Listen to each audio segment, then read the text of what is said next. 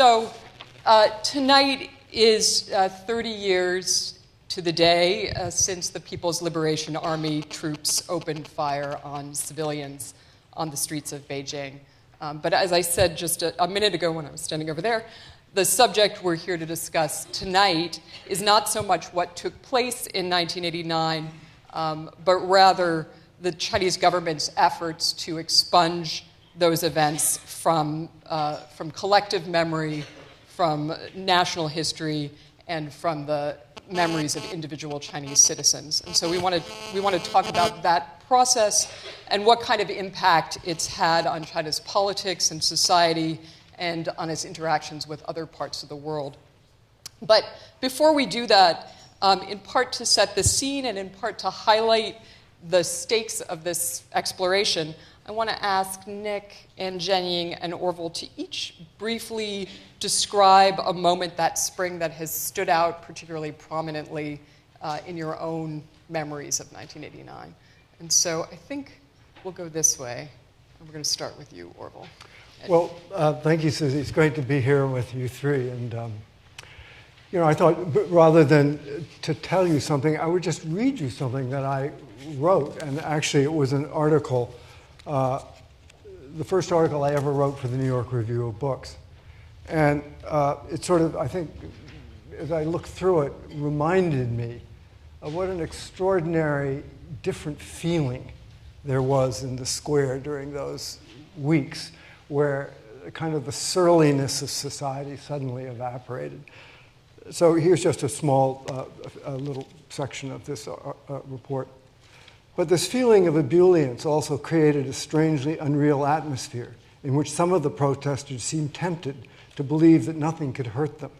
One man, only half-jokingly, told me, "We are like the boxers of 1900. We believe not even bullets can pierce us." There was that sense of invincibility. It was indeed hard to imagine any force powerful enough to disperse so many well-organized and confident people. How could there be danger when lovers were walking arm in arm and entire families were riding through the middle of the square on their three-wheel bicycle carts while their wide-eyed children were sucking popsicles? In this self-contained universe where with impunity one could read political leaflets denouncing the party or listen to political speeches in which the leadership was reviled as hopelessly corrupt and incompetent, it was hard even to imagine the outside world, much less the military cracking down. Although the protesters were demonstrating in the name of democracy and freedom of expression rather than Maoist socialism, there was a suggestion in the air of the same insular confidence that former Red Guards describe as having possessed them during the Cultural Revolution, when China was as much a world unto itself as Tiananmen was now. Insulated for a historical incident from the immense difficulties of actually changing China, young protesters and even Western journalists were all too easily swept up in the immediacy of what was happening around them. In the intoxication of the moment, it was not difficult to believe that a state of revolutionary immortality had been attained, and that some important but indefinable success was just around the corner. The atmosphere, however illusory it might ultimately prove to be, recalled Woodstock and its nonviolence, a sense of giddy liberation, and the Paris Commune, and the conviction that among the demonstrators that the people had finally risen up to secure the country's heartland from forces of reaction. Nick, you're next. I'm going to end with you. Do you want to go get Smith? Sure.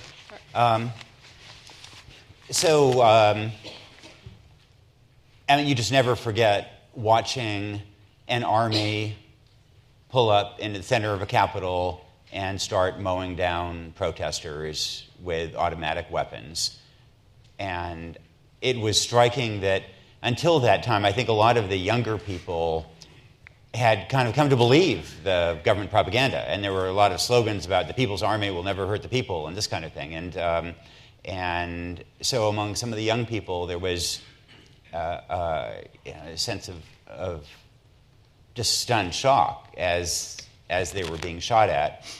but maybe one of the things that struck me the most was that there have been a lot of arguments during Tiananmen from officials saying that China wasn't ready for democracy, that much of the population was peasants and workers who were uneducated, who didn't understand what democracy was, that it was really more about fighting corruption than about real democracy. And those arguments were all being bandied about. And so in that context, what really struck me that night was not so much just the students, but the passion of the workers and the people from the countryside. In particular, basically the troops, they would open fire, we would all run in terror.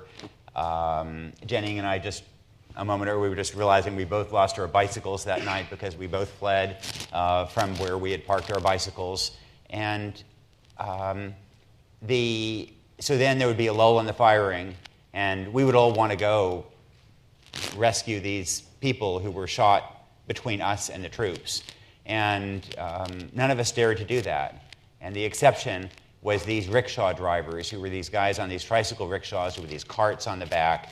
And with each lull, they would drive out toward the troops and pick up the bodies of these kids who'd been killed or injured and put them on the back and race toward the hospitals. And in particular, there was this one guy who, was probably from the countryside, this big burly rickshaw driver, and I just remember him he was coming back to the crowd, he saw me. I wanted a foreigner to document what was happening because he knew that they would not be able to do that. And he went by, and as he went by, he said something to the effect of, tell the world. And this was a guy who could not have articulated perhaps exactly what kind of vision of democracy he had in mind, but he was risking his life for it. And that night, watching that just taught me a certain humility about discussing whether people are ready for democracy when you see them dying for it.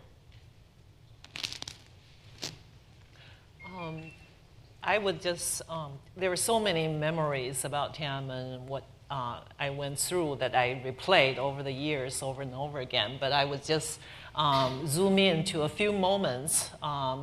They seem to happen in quick succession. It all happened on June 3rd till the following morning. This is, I think, very much a part of what you both just have said.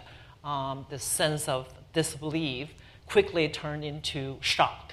And the June 3rd, the late afternoon, because I was staying at my parents' house, which is close to Chang'an Avenue. This is the main boulevard, happened to call Avenue of Eternal Peace. Yeah. So I went to there are wild rumors about that. Perhaps tonight is the night. There may be the army might come in. So I went to Jianguomen Bridge, and that's where I saw the first dead body. There's a circle of people, all civilians, who have apparently stopped one of the first army APCs that had come into the city. And in its lurch, it ran over a guy. I don't know if it was one of the soldiers who's trying to run away or just a civilian. But I remember he was lying on all his four, and his brain was spelled out. And I remember this moment of saying, I've never seen a dead person with his brain spelled out, and it looked just like crushed spelled tofu. And this image stuck in me for years. And of course, when I looked up, I saw Nick right among the onlookers there. Then the next what happened, I remember, was that evening when I biked to Tiananmen Square. There were thousands and thousands of people. They were all just ordinary Beijing citizens. And in spite of all the warnings, the broadcasts, no one left. And I remember everybody was forming these small clusters and talking about Maybe they're going to be opening fire, but seems like no one believes it. And there are a few people saying, oh, even if they do it, it will be bullet fire. And I remember this was around midnight. There's a who sound, and there is a guy next to the cluster next to us who just fell back. And everybody thought, oh, is this bullet, real bullet? And I'm sure he died on the spot, because I remember looking over, and he's this tall, skinny guy who had a bullet through his neck and he was rushed away. But amazingly, nobody left. People stood there, I think with a sense of disbelief, it's kind of a sense of innocence and solidarity, because everybody knew the students were still nearby on the square. And so close to 1:15 or so, it was the time when the army began to open fire. And just like Nick described, people ran away and couldn't believe this is happening, and it's a kind of a surreal feeling. And I was running with the crowd, but at every luau, there are a lot of people going back towards the army, towards the Tiananmen Square. And this incredible sound from these thousands of people yelling at the top of their lung. First was 大罢工. I remember the general strike, repeated many times until another rain of bullets started shooting at the people. And then there were people actually dropping back. And I remember clearly, because it was summer, so most people, Chinese, they're at that time wearing, white shirts. So you see the giant, blood as they were being carried away. And then the last time I remember, there was these people, the whole square was resonant with the scream, which is 畜生, 畜生, 畜生, meaning beast, beast, beast. And this sound had never went away all these years. Every time I remember that night, I remember this fury and still this passion about standing up and people run, throwing whatever they could from bottles or whatever they have, glasses, as they ran away. And then the last moment I remember was the next morning. I was downstairs with a bunch of neighbors from my parents' building, because we could hear the tanks. And this, for someone who grew up in peacetime, already, 10 hours ago, I saw about more than a dozen people being killed in front of me. And now I remember the sound of tanks, a row of tanks grinding through Chang'an Square. And this very old neighbor, this is a building of scholars, who said, my God, the last time I felt like this was when the Japanese entered Beijing. He was recalling, of course, the Japanese invasion of 1930s. And these are the moments I felt that was burned in my memory forever. And it was showing, I think, both the best and the worst of the city and my people. So these are just 3 people sitting on this stage next to me, and there were millions of people in Beijing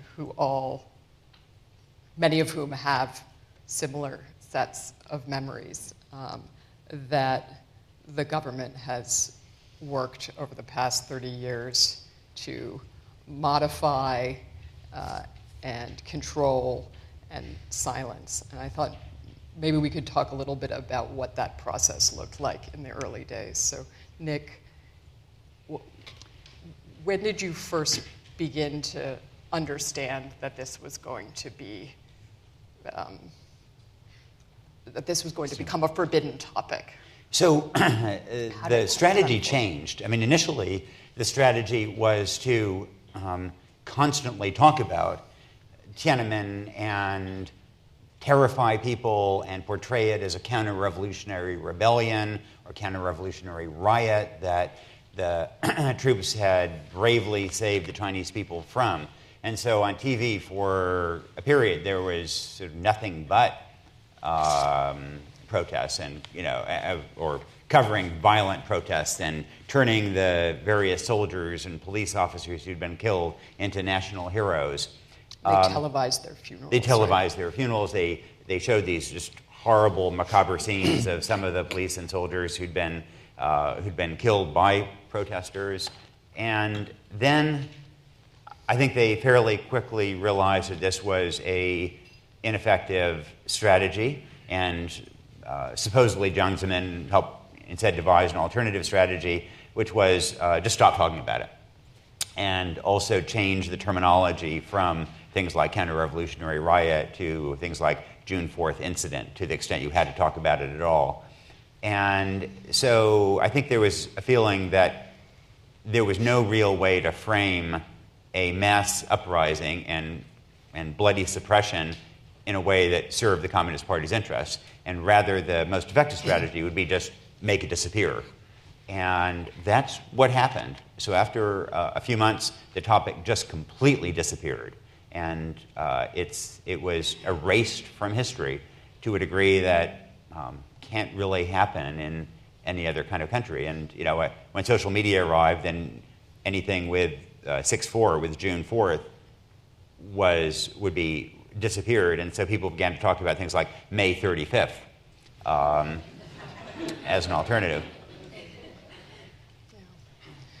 Jianying, I wonder if you can talk a little bit about these, the way that the language changed. So Nick mentioned that that the government kind of inculcated this approved vocabulary for discussing this event, and it was a shijian, an incident, not a movement, or it was a fengbo, a disturbance, or dongluan, turmoil, but never a tusha, a massacre.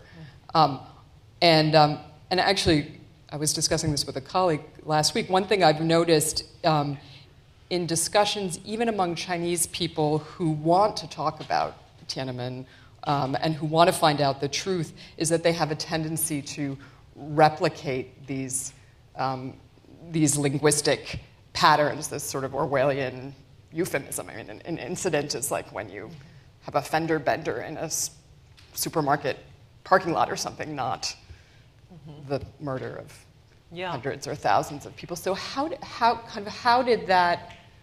what did that process look like?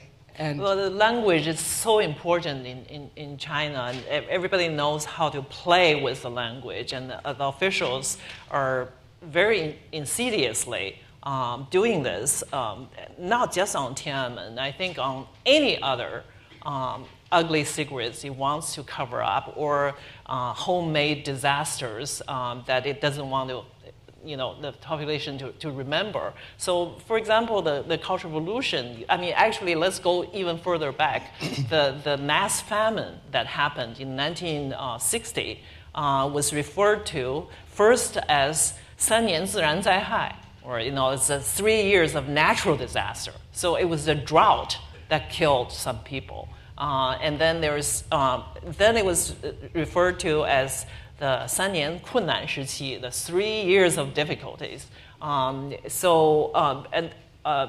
Cultural Revolution, after Mao died, finally there was an official verdict referring to it as 10年浩劫, the decade of great disaster.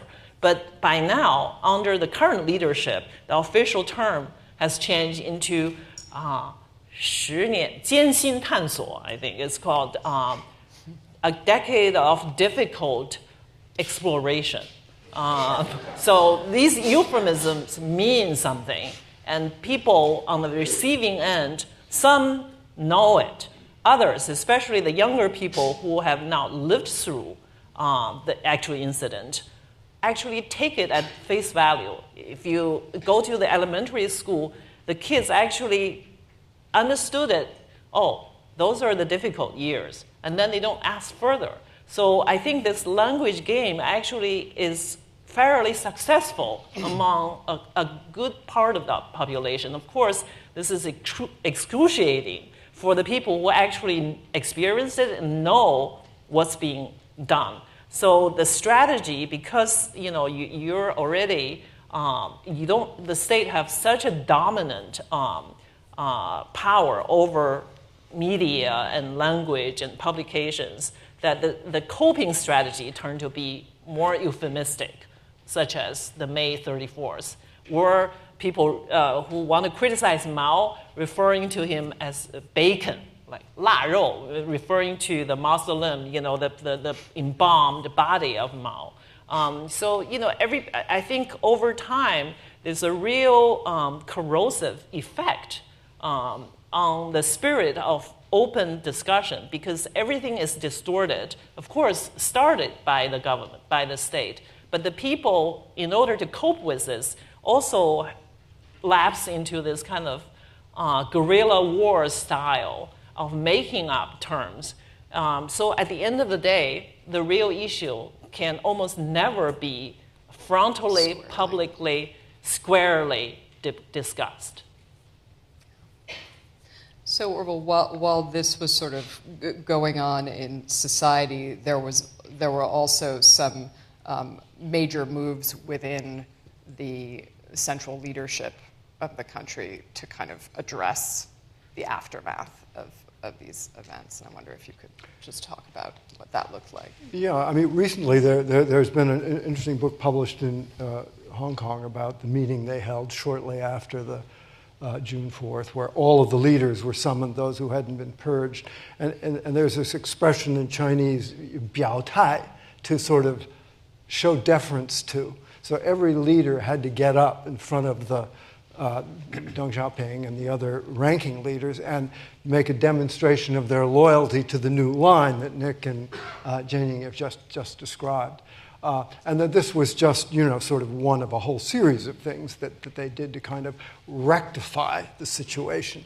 I remember going back, and I think it was probably a month afterwards, maybe 6 weeks afterwards, and riding my bike down into the square and riding over, you saw all the places where the tanks with the cleat track, APCs and tanks had turned around and gouged up the asphalt, and there were bullet holes on buildings, and it was as yet unreconstructed.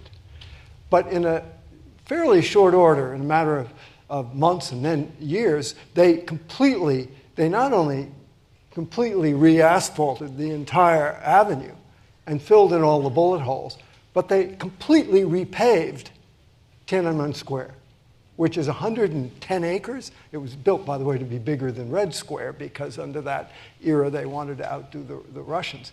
So some of those paving stones wound up at this drive-in movie theater outside the 3rd Ring Road. In the I didn't know that. 2000s. Well, they were lowly concrete paving stones. With the tank treads. You could see them. Yeah. Anyway, that's interesting. Well, I'm glad they've got them someplace as a memoriam. But then they got higher quality cut stones, and they repaved the whole place, as if to say, let's forget about any physical trace. And of course, it sort of had its analog in every other realm of life, this effort to go in and sort of excise all memory. And I just want to say one thing just before we go on about why, for me, this is such an interesting topic, not simply June 4th, but, Susie and I were talking earlier, in 1946 in Germany, which is an example of a society that actually in some significant ways did confront its past, its horrible past of the Holocaust. This philosopher, who's also happened to be a psychoanalyst, Karl Jaspers, gave a series of speeches at Heidelberg University on the question of German guilt and how to overcome that and what Germany had to do to come to terms with this monstrous interim in their historical life. And for me, this is an incredibly powerful document because it suggests that, in fact, there is some human understanding that when wrong is done, you do have to go through some curative, purifying process, or what, I don't know. But it's unimaginable that a Karl Jaspers could appear in China. And so there can be no discussion, there can be no roadmap, there can be no kind of coming to terms with the past. So the question that is really ever on my mind is, can a society actually continue to develop and be healthy as it moves forward, as China urgently wants to be, if it has this sort of disembodied, disinterred, corpse in its background? How does it have effect, or can you just say, doesn't matter? Don't worry about the past. Don't scratch off scabs. Don't get people fighting with each other again. Just move on and forget about it. So which of those two alternatives is the most possible? Go ahead. Well, I think behind this question, since you're talking about German guilt, and we're discussing the Chinese guilt here, and so as the Chinese, I think I wanted to offer my perspective, whether the question is, the Chinese lacks a certain cultural genes in facing up to its inner demons. And it's interesting that Karl Jaspers was also a psychoanalyst. A psychoanalyst. And a philosopher. Yes. So he had that gene. He had that gene. And psychoanalysis to this day is a difficult field to push in China because it carries such an enigma. Yeah. People feel to admit you have a psychological problem is equivalent to saying you're deranged, you're mad. So the common attitude for every Chinese about inner demons is to leave it alone. To just leave it alone and 向前看. So I think there is something about this popular attitude of not dealing with your demons, the bad deed. However, I would say, if we use the German example, let's imagine a scenario where Germany was not defeated. The Nazi Party stayed in power, and you have the portrait of Hitler still hanging to this day in the center of the Berlin Square. And the Jews who were persecuted or suffered lived among this, this population who were implicated in the guilt, in the crime, under the same party. Albeit, maybe this party had changed several leaderships and are having a reform and open policies. Would the Germans have a national, their different genes, would they actually be able to carry on this national process of facing up to their past crimes? And equally so you think as important, it's conditioned on being defeated? That's the precondition to... I would say in these cases, reflection. in the case of both Japan, which is also Asian culture, okay, and Germany, we should not forget, above and more important than the cultural tradition, there is a regime there, there's a power who's the perpetrator of the crime. If that power, if that regime stays in power, I don't care what culture, what tradition you're coming out of, whether in Germany or in Japan, that process of a national process, I'm not talking about occasional, some, in semi-private, limited, or maybe academic circles, you can have a discussion about what happened. A national process, I don't think that's possible. So, and by the way, there is a notion of retribution in Chinese culture, whether in Buddhist or in a lot of popular. Every Chinese knows this popular saying. It goes something like 善有善报，恶有恶报，不是不报，时候未到，时候一到，一切全报. This translates something like good deeds are rewarded, bad deeds are punished. If it hasn't happened, it's because the time has not arrived. When the time is arrived, all will be, everybody, you will get everything you deserve. So there is a sense of, the bad deeds will be punished. It may be a matter of time. But I do sense this is a not very, active kind of seeking a reputation. There is a fatalism in this attitude of leaving to some divine justice. And I think that is also, perhaps, in my opinion, a result of long history of tyranny, of disasters that somehow cannot be resolved by a changing of system. The same kind of tyrannical system continues to come back. In the times we've seen now, it's still the same situation. The domination is still there by the same power. The perpetrators are staying in power. So I think there are other maybe metaphors. Unfortunately, there are lots. I've thought a lot about what would apply to this peculiar Chinese situation where the population seem to just are numb or passive about it. And I thought about maybe the Hegelian, metaphor of master and slave, relationship. So maybe the whole country is hijacked. And I'm not alone in this. I found actually a lot of Beijing, at least Chinese and Beijing educated intellectual friends using a similar category. For example, the Stockholm syndrome is also another useful thing. I mean, people might say, oh, this is warped because the Communist Party have come to power buoyed by popular support. But that's 70 years ago. Since then, there hasn't been an election, there hasn't been a memorandum, and there has been a series of atrocities under the same regime, the same system. So, however, at the same time, you do have, in the last 40 years, this economic miracle. So I think, there's a constant media spin about how, our common enemy is the foreign forces, right? And all the disasters should be overlooked because it's just like you have a stern father who slapped on your face around a little bit.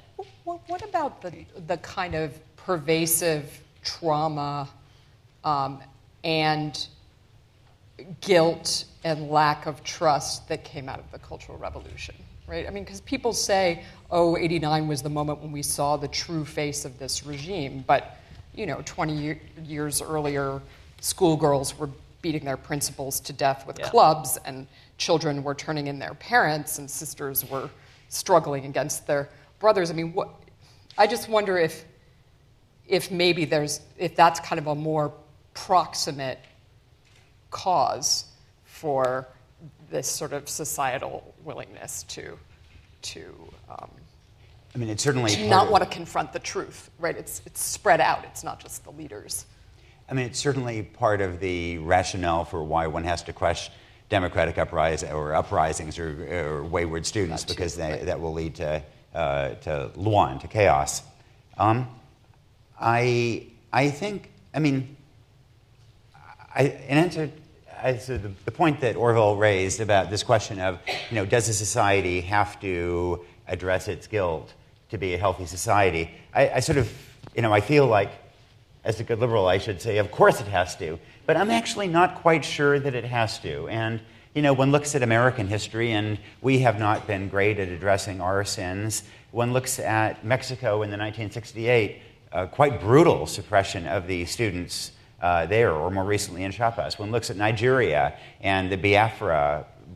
I don't know how many people died in Biafra, and Nigeria managed to just stop talking about it and move on. Japan as well. I mean, Japan has been awful at addressing history and war issues. But having said that, I think there is a distinction between a failure to address guilt and past, which I think is true of these places, and a positive determination that history will be erased and that it cannot be discussed. No one can talk about it. Yeah, and that no one can. And in Japan, you can talk about comfort women, even if the government doesn't want to address it. In Mexico, the same. In the U.S., excuse me.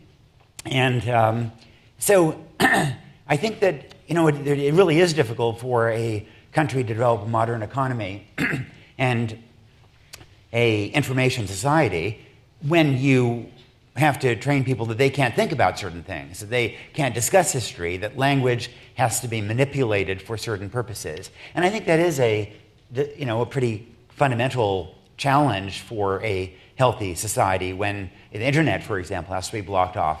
And in terms of China or Confucian societies and their approach to the past, there is, I think, some analogy with Taiwan.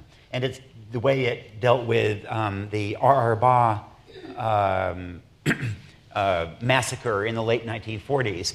And when I moved to Taiwan in the late 1980s, you could not talk about it. It was completely taboo, as June 4th is in China. And you had the same this prism through which people were trained that we have immense national security things, so for national security reasons, we can't open this Pandora's box. And yet, and a lot of young people didn't know anything about it. And yet it turned out that, that when freedom arrived in Taiwan, then instantly everybody wanted to talk about nothing else. Likewise in South Korea, another Confucian society, the Gwangju massacre of 1980. In the 1980s, before democracy arrived, nobody could talk about it. It was as if it did not happen. And then democracy arrives, and there's now a memorial to the massacre in Gwangju. And in Jeju now, there are efforts to address the massacres there as well. So I do think that a society can't get away with, if it wants to be healthy, if it wants to be vibrant economically and intellectually, then I think trying to rip out people's brains on that topic is incompatible with that, and that at some point there will be an equivalent to the Ba discussion, but with June 4th in But Nick, in China. wasn't the key word you just said when freedom arrived, when democracy arrived? That's the point I was trying to make earlier. That is the critical. Absolutely. It has to outgrow that. And I think you're right. There are plenty of incidences across history, across countries, that you don't need a moral language to develop the economy. It happened in Franco's Spain, in Pinochet's Chile, and there's, as you said, in South Korea, and many other countries. However, you can go so far with no morals and with a cynical leadership who would channel the entire country's energy into the business of making money. And that's what happened in China. And this ferocious growth partially is thanks to that. In fact, all other channels of political passion, everything is closed. So, and Chinese happen to be very hardworking, very good at making money. So you open one door. You open one door, and there's a flood. But you open another door at the end of the revolution. Cultural Revolution. You see what flooded out. Everybody was reading with hunger. Everybody wanted freedom, and there was a leadership at that point, fairly liberal, with the banner of emancipation of the mind, 思想解放. That's the Chinese when that door is not closed on them. That's what I mean by it's not a matter of cultural genes. It's the system. I'm sure about this one point. So I think, we're actually not disagreeing. So I have a question for you both that follows out of this, which is of grave consequence. It's okay, perhaps, if Chile does something. Yeah. It's a little country of no great consequence. But excuse me, all you patriotic Chileans in the audience. But China's another kettle of fish. Yes. And so here's the question that vexes me. If a country like China or the United States not only doesn't get around to discussing what it's done to its people or other people in the world, it matters then because no one else around them feels very comfortable. So in other words, the fact that China is maintaining this incredibly rigid posture and has to gin itself up on nationalism and these other things makes everybody around them feel uncomfortable. It has come to this. It has 30 years ago, consequences. I don't think. Yeah, so it feels like the suppression has amped up over the past. I've been sort of paying attention to this story for 20 years, certainly during the years when I was living in Beijing. We talked about this, dissidents would get taken away for a few days to a hotel. That's something that Jianying has written about. The internet would go out for a few days. The phones wouldn't work so well. But there now seems to be a so much more active, partly this has to do with capacity, right, and sophisticated technological tools, but so much more active forms of repression, particularly around history, archives closing, government attacks, even on historians who study the imperial institutions of the Qing. Why do you think it's getting tighter instead of looser? I mean, if this has been such a boon to the economy, and if China has, the government line is we needed this stability in order to rise. If now they've risen, why hold on so much tighter? Let me just give you all a very concrete example of what Susie's talking about. There's this wonderful scholar, Glenn Tiffert, who went back, took a couple of legal journals from the 1950s, for which he had hard copies, and he looked at all the articles. Then he went and he looked at the electronic archive for those articles, which the Chinese now maintain and all of our universities use because we don't have the hard copies anymore. And he compared the sort of the indexes. And he discovered that the Chinese had erased, scores of articles that didn't make China look good, that raised questions about things that happened in the 50s, counter-revolutionary, revolutionaries being taken away as rightists and one thing or another. So in other words, we find this control now is not just a control over the minds of Chinese, but insofar as we are a global society depending on each other's newspapers, scholarly journals, magazines, resources, it is corrupting the hard disk of the entire planet. So if you want to study legal studies in China, the only archive you have is the archive that China's maintained, and it's been manipulated. I was going to say, it corrupts the planet in another important way by providing what appears to many countries around the world as a model of suppression that works. And so today, who knows where there was a massacre? What country? Or what capital? Come on. Sudan, exactly. Yeah, in Khartoum, Sudan today, there was a massacre of pro-democracy protesters by the military. And, Sudan gets away with it. I mean, it's kind of a 30-year later reflection on a somewhat smaller scale in Khartoum today of what happened at Tiananmen.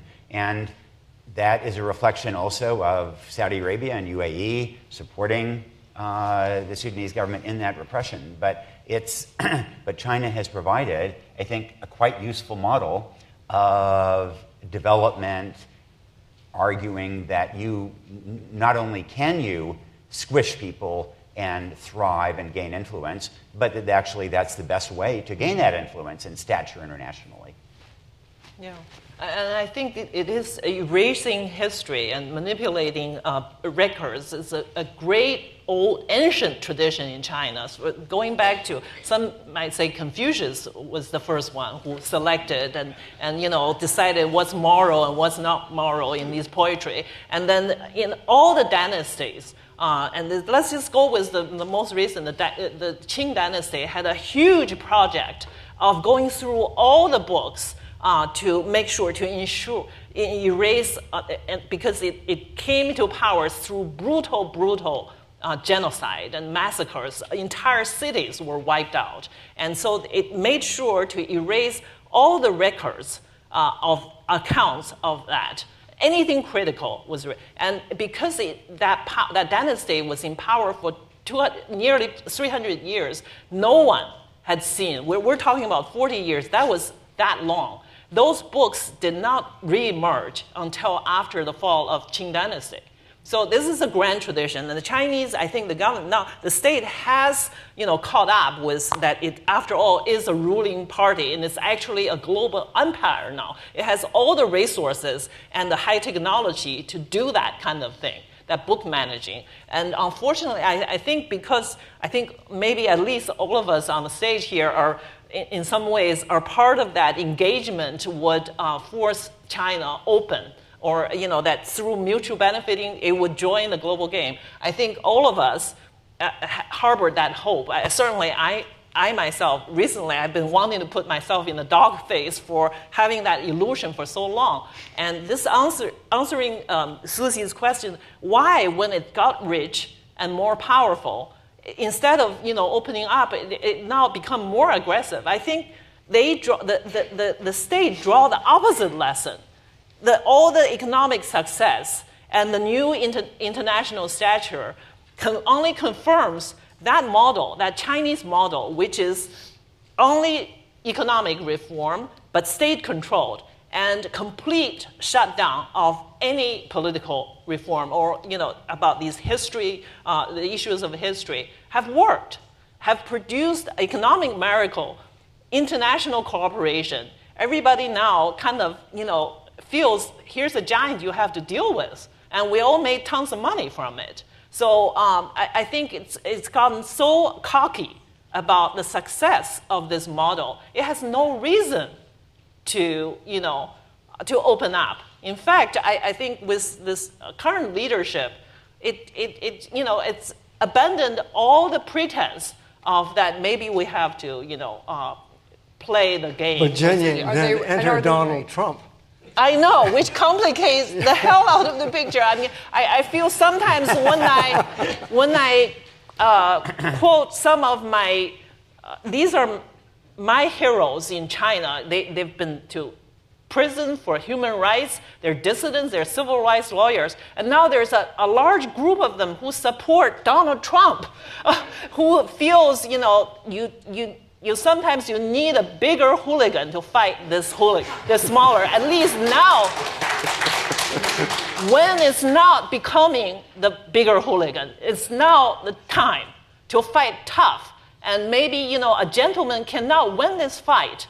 So, I mean, I think whatever warped, problematic that is, I think, sometimes when I talk, I feel like I'm channeling maybe Steve Bannon, I mean, this is a big liberal town. I think people want to throw eggs at me. But some of what Bannon said, at least he's more articulate than Trump, is right. I have a lot of issues with all the other, policies, right-wing policy. But on China, maybe Tom Friedman is right, that maybe Donald Trump is not what America deserves, but China deserves Donald Trump. It's time to call the game before it's too late. I mean, we can debate about approaches, and trade issues are so complex. It's like someone said, this is like your grandmother's knitting. Maybe you should work with TPP. I'm for TPP and multilaterally work with your allies and all this, but stand on principle. Finally, I think the West and all the moderate liberals in China have given the benefit of doubts about this moderate approach, graduate reform. Patiently waiting for this country to open up, this government to maybe incrementally change. And I don't think it's totally wrong, because up till maybe 6 or 7 years ago, there are plenty of signs. There were platforms for liberal voices. Artists had a chance, and things were opening up. However, here comes this current phase. I think then everybody realized the monster is showing its ugly teeth again, and the nature of this system has never truly changed. So Nick, Steve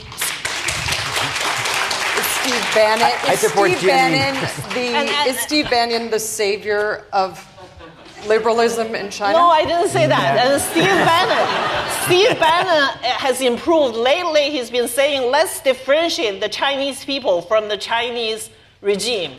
Let's differentiate. The Chinese people are the most hardworking people. This economic miracle is thanks to the hardworking Chinese people and some of those entrepreneurs in China. The regime cannot claim the credit for this whole economic growth. It's manipulating it. It's overtaking its credit for this. And just as cynical and as cold-blooded calculation as it always has.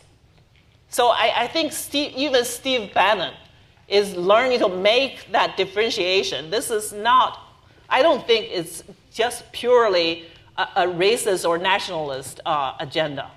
It's more complicated than that, at least on China. I do support Jianying for National Security Advisor to replace John Bolton. Sorry to get worked up. I disagree with you on. So I give China more. I give the regime more credit than I think you do for some of the gains, economically, health, universities, etc. You know, we've seen a lot of countries trying to manage economic governance. It's really hard to do long-term planning, to develop ports, infrastructure, et cetera, when you have high growth rates. In China, if you compare China to Thailand, for example, you get the sense that China has actually managed that planning process quite well at technocratic level. You look at healthcare. A child born in Beijing has a longer life expectancy than a child born in Washington, D.C. That counts for something. Universities opening at the rate of one a week. I mean, I do think the regime gets some credit, should get some credit. On the policy side of it, I share, and I think a lot of people share, a sense of relief, if you will, that the Trump administration is pushing China on some of these fronts, with a couple of major caveats. One, that that human rights aren't a major part of this, and you look at a time when there's the greatest internment of people on the basis of religion since the Holocaust in Xinjiang, and that has to get more attention. Not only is it not getting adequate attention, but any outreach on human rights is completely undermined by our policies toward Duterte in the Philippines, Hun Sen in Cambodia, et cetera, et cetera. And secondly, that on trade and on other issues, I think we should be firmer toward China. I think we would be an awful lot more effective if we did that multilaterally rather than unilaterally. And I think we've kind of disarmed the way we've approached it.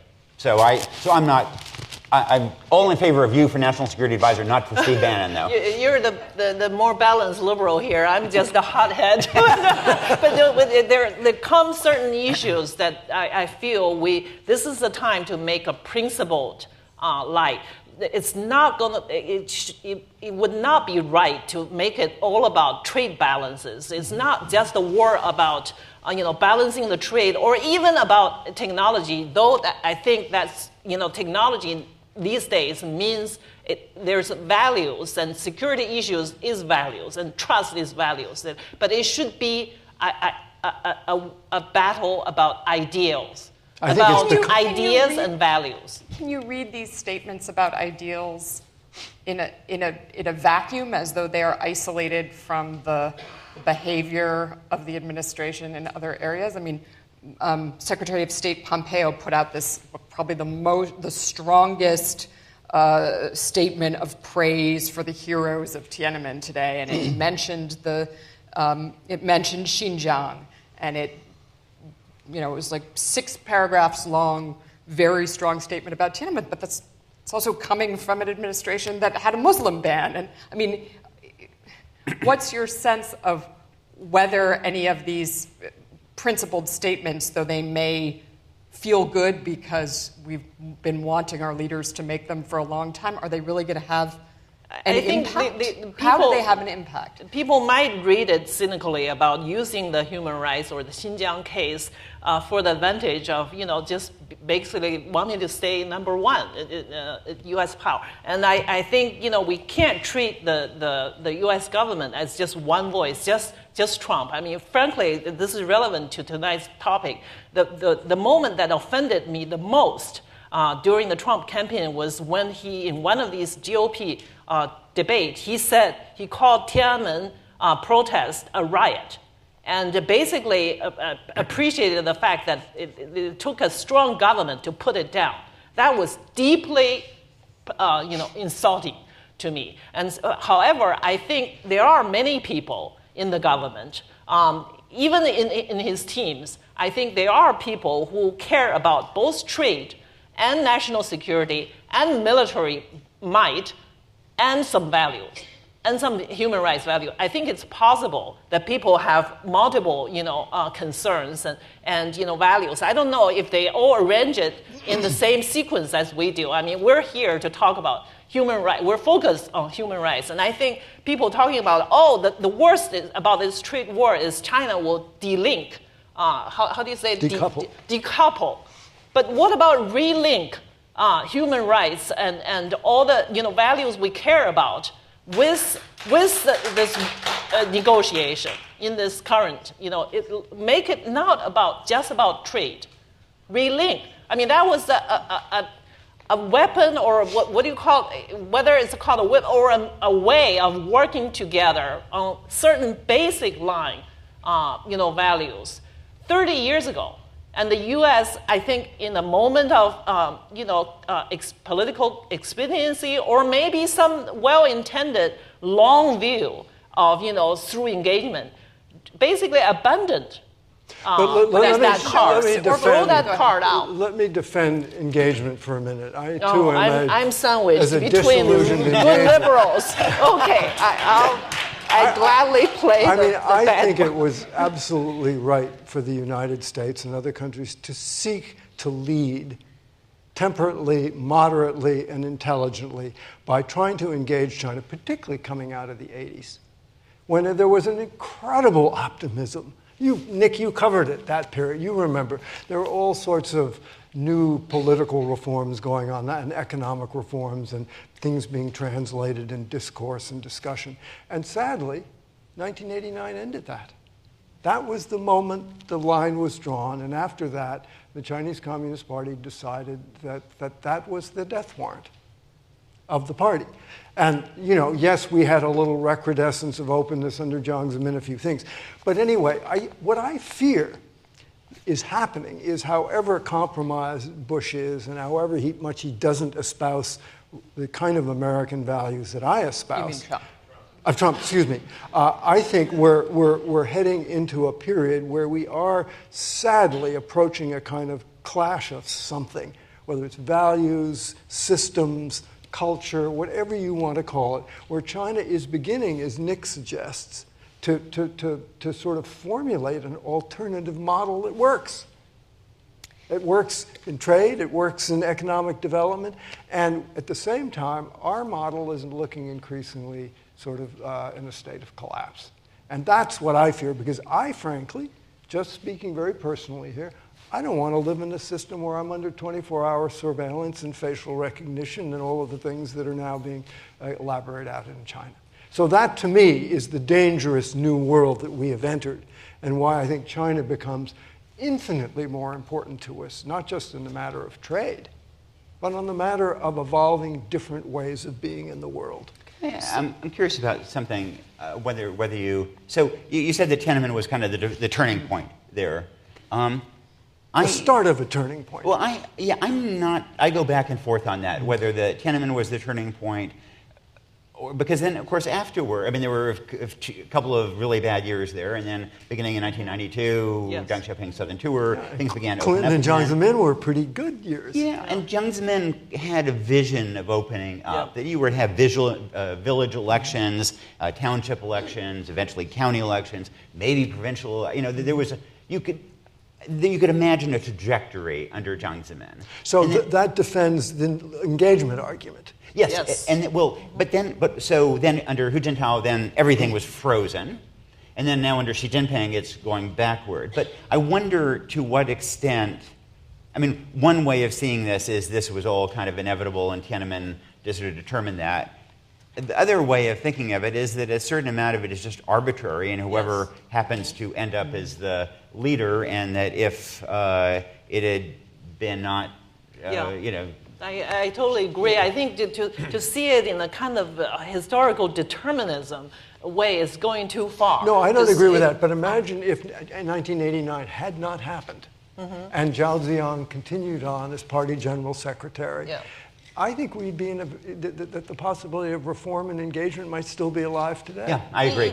Not even that far. I mean, if the large, there was a struggle for a moment 60 years ago or 7 years ago, maybe Li Keqiang, if Li Keqiang had won out, I think it would be quite different. Even if Bo Xilai won out, I think at least we'll have more fun, a slightly more urban version of what's happening. You'd be singing Maoist anthems, but other than that. Well, because these are leadership close to my generation. I think we all had this kind of hope that by the time this Cultural Revolution generation comes along, we have learned the lesson of the Cultural Revolution. We would not go back to that Maoist, ideology. We wanted to engage with the world. However, of course, this is all in hindsight. You look back, that generation is divided. There were people Li Keqiang is kind of my same year we entered at Beijing University, went to college. So is Bo Xilai is just speaking of that, but not the current leadership. Xi Jinping has never passed the exam to go to he was one of what you call the worker soldier, what you call 工农兵学员, right, to go into that. And he's the leader who spent the longest time in the countryside. You might say he is more in touch in that way with the sort of the reality at the ground. But he's not cosmopolitan. It's definitely the opposite. So, I mean, in some ways, this is there's an accidental factor here. You can't predict who actually happened to be in that leadership position at this time. So, in that sense, I would say, the engagement mindset made certain degree of sense. You don't want China to go off into this closed door isolation, to the world. At that point, there is still a degree of possibility that this thing could evolve in a positive direction. Do you think it's still? So I want to say something on that hopeful note, and then we really have to let the audience ask us some questions. But as we were preparing for tonight's event, about a month ago, ChinaFile put out a call on social media for young people who had grown up in China after 1989 to tell us their stories about how they first learned about the events of the spring of 1989 and how they felt about it. And we collected a few dozen of these stories, and a selection of them are on the website now. And one of the things that really struck me, and obviously this is a self-selected group of people who wanted to interact with ChinaFile. Many of them are living abroad, but so many of them have this similar story of growing up in China and hearing a little something about what happened in 1989 because somebody dropped it into a conversation, or they heard something at school, and then they were told, this is forbidden, don't talk about it, often by their own parents. Please don't talk about this, you could be in danger. And it was that shutting down of their curiosity that the moment they left China, or the moment they were able to figure out how to use a VPN, if they were in the slightly older generation when the internet was easier to use in China, the first thing they did was to go and look into these forbidden topics. And to me, that's the counterpoint to this story about different systems, right? Is that there are these, I guess I still believe, these universal, there's a universal human desire for the truth. Yes. And many of the people that wrote these stories said that for them, the most heartbreaking thing about learning about Tiananmen, about watching, for instance, the documentary Gate of Heavenly Peace, wasn't the massacre. It was seeing this version of China in the weeks before that was so open, that was so trusting, that was so exuberant, and that witnessing that has sort of planted a seed within them to want that for their country. So I don't think it can be totally crushed out. I'm with you. So with that, we will now open it up for questions. So again, just please wait. It's a little hard for me to see you because it's very bright. Just wait until you have a microphone in your hand, and then you can ask a question. So, yes, up here on the aisle. Hi, you talked about the country going backwards. Maybe introduce yourself so we know who we're talking to. Hi, I'm Charles Henderson.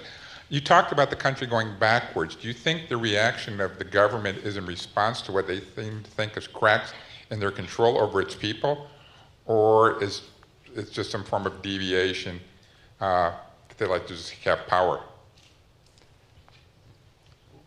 I'm not sure I understood. Can you repeat that? Could you repeat that? Yeah. Is it? The question is on control. Is the government reacting to something they see within the country that they're afraid of, or is it something else? Is it about insecurity, or is it about confidence? I mean, this is a big I question. think that, China is very much a one-party Leninist state. And in the Leninist toolbox, the biggest tool is control. So that is usually the answer to every problem. Whereas in other societies, you might say, all right, let's let people express themselves. Let's have a town hall meeting. Let's have an election.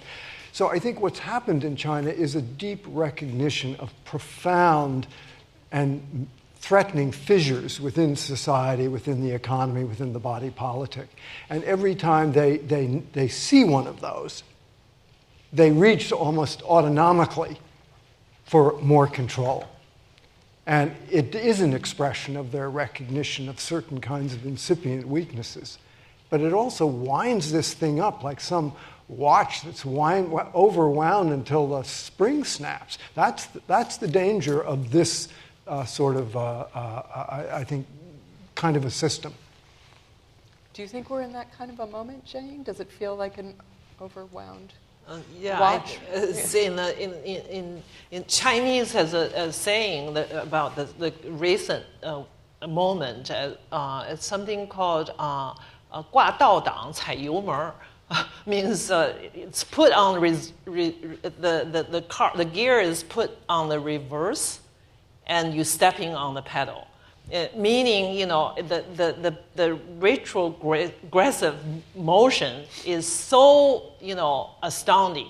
I mean, especially in the ideological spheres. It wants to control, the party cell wants to be embedded in so many, in schools, in companies, in universities. The surveillance is like spreading with this new technology called Tianyan, right? This is called the sky eye. The government wants to control more and more people. I'm not saying there's no private space left. There is. Even on the internet, even on the WeChat, there are lots of pockets of fairly open spaces. People can still discuss certain things, but that space is rapidly shrinking. Yeah, I mean, for a regime like that, there are kind of two strategies. There's what Singapore did or the Guangdong did in Taiwan, which is you gradually ease the pressure and evolve and open up and become somewhat more tolerant, versus what China has done or what South Korea did in the 1960s, 70s through the late 80s. And I think that, the irony is that China, the Communist Party, for much of its period, it could have gone the way of the PRI in Mexico and actually had elections that it would rig to give itself greater legitimacy. They could have had provincial elections where they have two people who are largely the same, and they could have, I think the peasantry would have largely supported them. You just don't have mayors for elections in the big cities, things that can go wrong. And I think that it becomes harder for the Chinese Communist Party to do that for two reasons. One, that so many leaders and their families are so corrupt that a free press becomes really dangerous because everybody has completely enriched themselves beyond any plausible explanation. And the other is this question of history that they have, that the moment that they themselves that have benefited from killing students in a way. We were talking earlier that the May 4th movement in 1919 has echoed through China. One person was killed. In Tiananmen we don't know, but hundreds were. And I think that it's very difficult for them to make that transition the way some of these other countries did when they have so much blood on their hands. Yes, here. Oh, there's Phyllis. Great panel. And Jianying, I wanted to ask you to address the question of why it's so difficult for Chinese to talk, even amongst themselves and their families, about Tiananmen. I'm not sure if this essay was published on your site or another, but it was a beautiful essay by University of Chicago Chinese physicist. Was that you? Were you guys? Yes. And I recommend you all read this essay. Yeah. It's on ChinaFile right now. Very, very moving. But she talks about how she was slapped down. Her family told her don't talk about it, and her reasoning was that a fear of the Cultural Revolution. So I wondered if you could talk about that, and then would anyone care to address the effective end of one country, two systems in Hong Kong? Oh, yeah, that's a very moving essay. I think it really is symptomatic of a lot of this phenomena of fear, and her parents would be my generation, and so I think. This going back to the earlier phenomena, here's a society and a culture that's sort of endured so many disasters and still living under more or less the same political system and with the overwhelming imbalance of power. So things could happen again. You say, oh, this horrible things happened and maybe not next. However, you have full expectation that it will repeat again. So so many people have kind of internalized that trauma, just live with it and deal with it, and they're constantly afraid that not only themselves, but the worst is that their children will be exposed to that kind of danger, whether knowing too much, therefore can be ostracized at school because you basically expect everybody else is thinking in this kind of self-protective, pragmatic calculation of not telling the truth. So if you're the one who tells that, put your child in a worse situation because she'll be the only one who knows who's poking that. And so I think that is a kind of a poisonous and a kind of a sickness that you live within yourself to suppress what you know is like an ugly kind of scar or wound. And she did not ask until she left the country. And you hear so many, and I think a year ago, I talked to a group of graduate students, some of our young professionals in the East Coast area, all from China.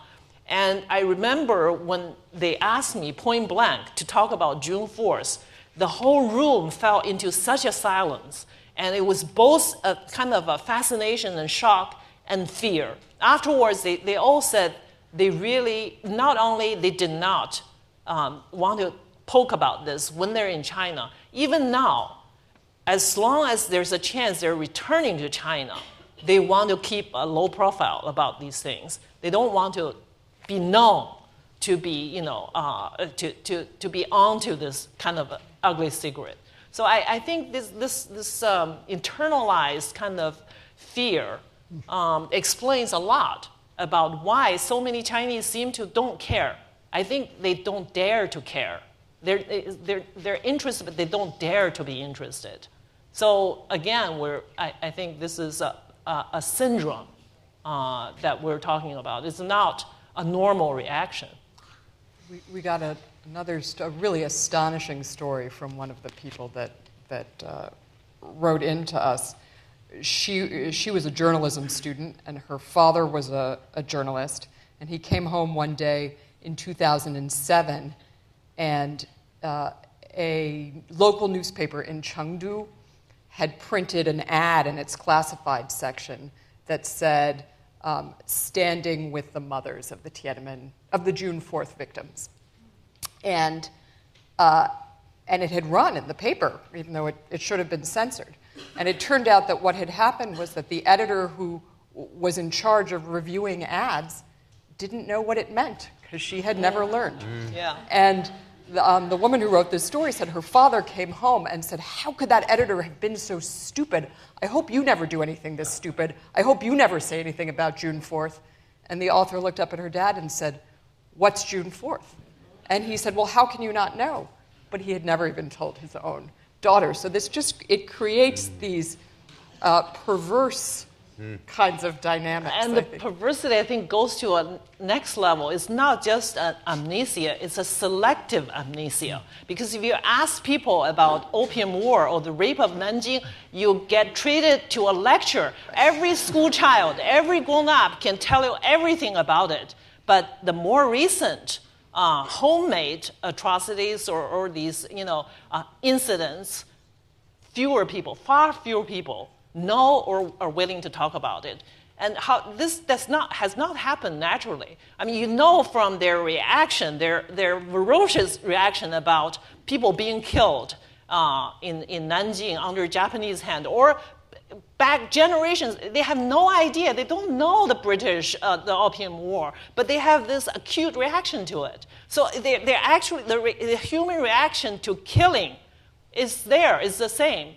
But the more recent memories are erased or numbed out of this, because I think, again, who's the black hand here. It's constantly amplifying one thing and erase another.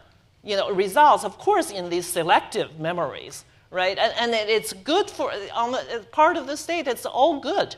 You fan up nationalism, and people get caught up in that. It's a perfect deflection from, these other it was interesting. During June 4th, one of the big slogans, you saw it on myriad banners, was "Hey by Dendao," that you call black white. You call white black. Either way. Exactly. And that's, of course, exactly what's going on now. And that was the big critique of the media and the propaganda organs. So the question, and I don't know, I know we're getting to the end here, I just want to raise it again. Does this matter? And if it does, what are the ultimate consequences for a country like China? I'm asking questions. You're giving the answers.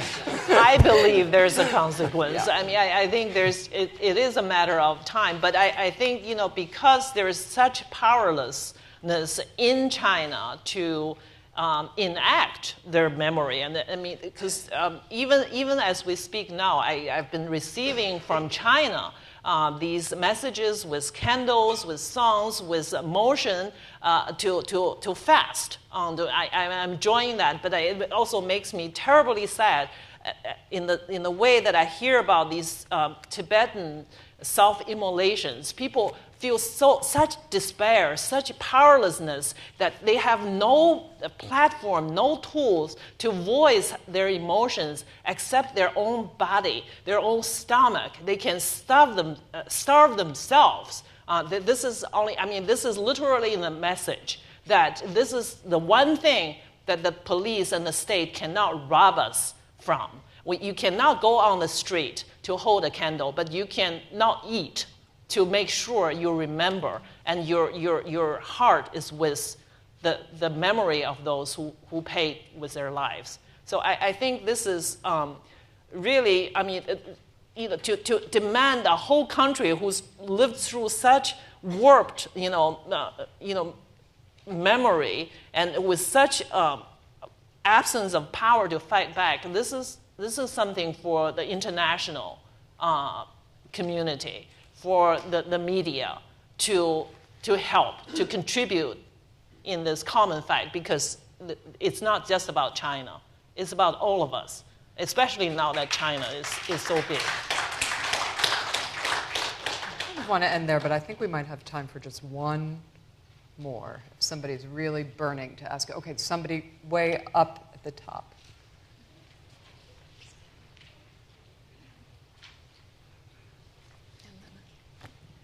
I want to thank everyone in this excellent panel. My name is Maura Moynihan, and I went to China in 1975 during the Cultural Revolution because I had been living in India, and I spent many years working for Radio Free Asia. And I remember well the events of Tiananmen. I thank all of you for your excellent reporting. And I have found it rather morally repugnant and politically dangerous to watch Democrats and Republicans commit to a policy of appeasement with the Chinese Communist Party.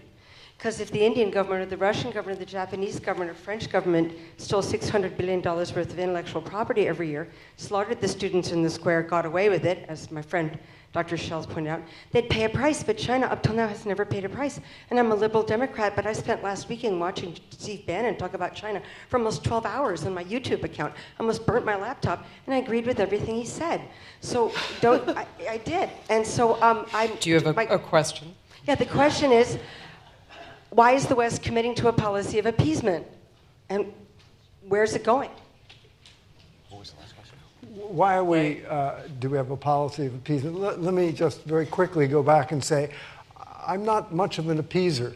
However, I do think that it was the right thing for the United States to try to do, to try to lead.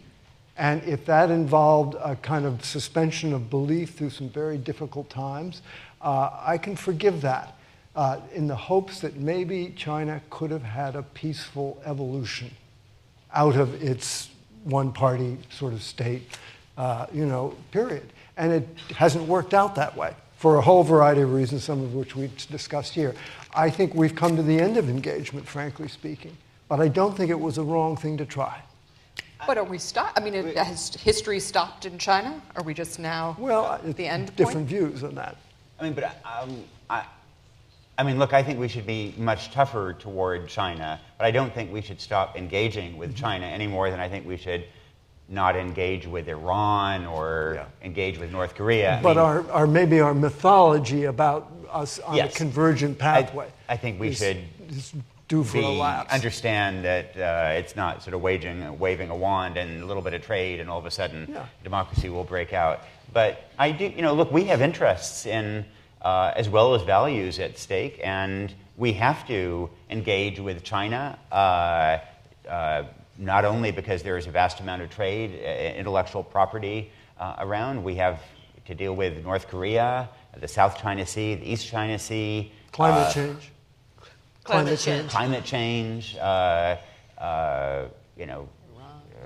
Ivory, Iran, all kinds of issues, and I think it's and also one way of raising issues like Xinjiang and Uyghurs is by engaging, and I think we should engage. I think we should invite Chinese leaders here, but I think we should also, when they come, very publicly say that we have raised the issue of 1 million or more Uyghurs being detained there, and raise issues of the rule of law and and history and so on. So I hope to see continued engagement, and I don't think engagement is a dirty word, but I completely agree that it has to be a little less giddy and exuberant and it takes two. It takes two to dance. Yeah. I think maybe there's something that the West or the democracy could learn from a certain attitude in China. I mean, this is a nasty thing to say, but I think the Chinese, if I could get inside the mind of the Chinese, government at that moment, it was you roll out tanks already to crush a peaceful protest of your own people. This is, as Fang Lijie is absolutely right to say, this is the only case where a nation invades itself. Not a few bullets, but tanks. And so, but it has actually crossed over. It overcome a certain compunctions or qualms. There's a Chinese saying that goes something like, 狮子多了不咬，债多了不愁. I don't know if you know this. It means if your body is covered with lice, then you don't feel the bite. And if you piled up too many debts, then you don't worry. So you already did the worst, the most unthinkable. So after that, let's do capitalism with, Chinese character, rob the nation or take advantage. In the meantime, of course, the people got something. I think you're right. You are more balanced than I am to give some credits to the. I mean, this approach has lifted such a large chunk of humanity out of poverty. I mean, bravo to that. That deserves all the credit on earth. However, it crossed a certain moral line. And after that line crossed, it has no reservation. I mean, I don't think the other side will pull back like what we're all thinking. Oh, maybe we should not be so, maybe we'll be accused of containment will be imperialism in a new age, or maybe this is America having trouble with being number two. So this is all about power and greed, about nothing else. I think we should overcome that kind of thinking that this is just about we have to give the other side due. I don't know what do you call that. Let's not fight. Let's not throw. What's the word? Throw down the gauntlet. Yeah. I mean, Xi Jinping talks about 亮剑 all the time, showing your sword. He's the real man, right? 出真男儿 whatever, like Putin. Here you have, of course, here people would think about Trump again, but I mean, I don't think you need to fight a hooligan's fight. You can stick to your principles, but still be tough. Still, don't make too many excuses for this so-called economic miracle, for how much benefits that the corporations here already made. It's true. But it's supposed to be a win-win game. How about, you wrote about it. How about reciprocity? The game is not fair. I mean, it's 15 years of WTO, 30 years since Tiananmen is forgiven, more or less. Isn't that enough?